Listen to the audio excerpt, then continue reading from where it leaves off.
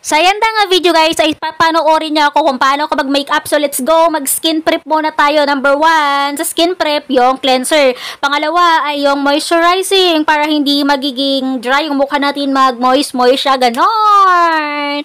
Pagkatapos mo nga pala siya, ipahid mo lang yan sa mukha mo, baby.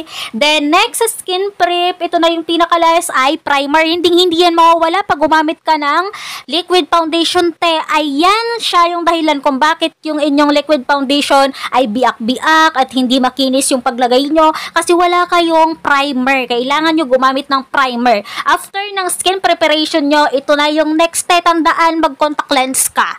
Kasi magluha-luha ka pa dyan. Mamaya tapos ka na mag-makeup, saka ka pa nag-contact lens, bobo ka tayo, diba? Kailangan una pa lang yan. Diyan, pagkatapos ng skin preparation, maglagay ka na ng sunblock kung saan hindi masusunog yung pagmumukha mo, lalong-lalo kung gumagamit ka ng rejuvenating te. Kailangan mo yan pag lumabas kayo yung sunblock. So, ikalat mo lang siya sa mukha mo, boom, kabog, ganyan lang siya.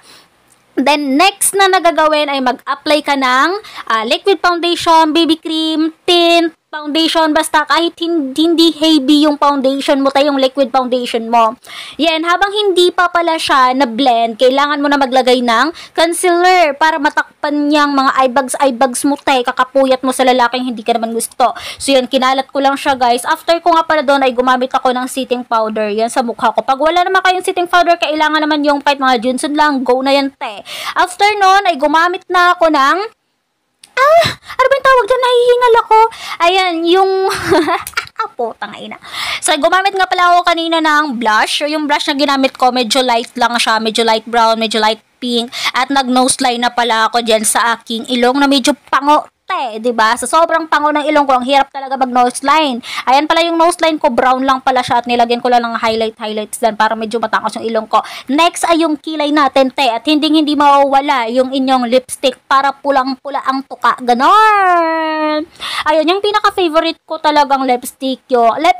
Favorite ko palang lipstick, ayan yung red or medyo orange or medyo pink, parang ganun, kami lang. Tapos naglagay nga pala ako ng liquid ayun, tawag doon, pencil eyeliner para medyo mabuhay yung aking eyes. At naglagay lang ako ng medyo glitter sa aking mata kasi ayun lang talaga yung pinaka-best na makeup for me lang talaga guys pag pupunta ako sa mga mall at makipag-date, go na yun, te, yung ganyang mga makeup look mo. Hindi yan ganun kahibi yung yung liquid foundation na ginamit ko kasi BB cream lang. Te, pag nasa bansang Pilipinas ka, wag ka namang gumamit ng liquid foundation talaga, te. Pwede mong gamitin talaga, mag-sunblock ka na lang. O kaya pwede mong gamitin, mag-BB cream ka na lang, te. Isa lang yon, hindi pa ganun kakapal, di ba? Sobrang kapal kasi talaga pag liquid foundation, te. Wala ka sa Korea, wala ka sa Canada na malamig doon. So, dito ka na lang. So, boom, tingnan nyo naman yun, te. Akala ko finish na siya. Pero may nakita pa kung something wrong. No. Medyo may kulang, di ba? So, ano pa ba yung kulang sa akin? Para iniisip ko, wala pa pala ako dyan medyo glitter sa mata ko. So, nilagyan ko na siya without na sa recording sa aking camera. Siyempre, ganon. So, tingnan mo naman yun, te. Diba? Nag-complain. Anong tawag doon? Putang ina. Match na match talaga yung BB cream kasi sa skin mo. Natural. Oh, boom. Tingnan mo naman, te, kung gaano kaganda yan. Diba? Oh my God. Wala akong ibang masabi kundi so perfect yung ganyang makeup talaga, te. Pulpakan pa ng kilay mong napakaganda yung shit!